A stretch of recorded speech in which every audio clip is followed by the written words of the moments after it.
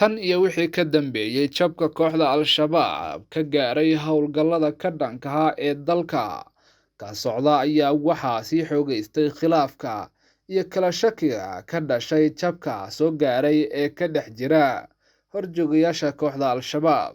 Dowladda Federaalk ee Soomaaliya ayaa mar kale shaacisay xogo iyo faahfaahin dheeraad ah oo ku saabsan horjoogayaasha kooxda daacadda u ah oo uu hogaaminayay Mahad Karatai oo ay sheegtay in uu ka faa'iideysanayo xaaladda caafimaad darro ee uu ku jiro amiirka guud ee Al-Shabaab Axmed Diiriye.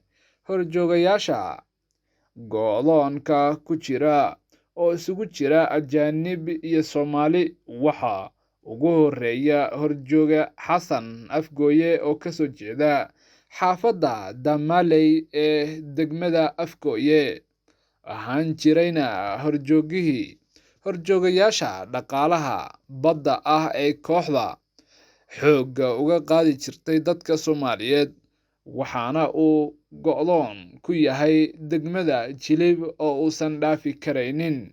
Xasan Afgooye ayaa ka mid ahaa dadka aadka ugu dhowaa horjoogihii Al-Shabaab ee ifka lagu khaarijiyay Axmed Cabdi Godane, wuxuuna si gaar ah ugu qaabilsanaa xagga cuntooyinka iyo biilasha.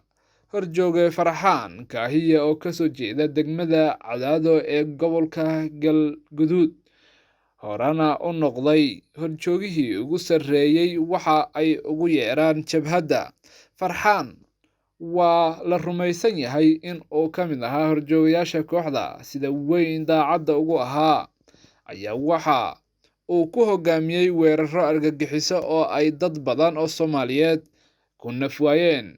Waxa uu hadda go'doon ku yahay oo uusan dhaafi karaynin degmada Jilib.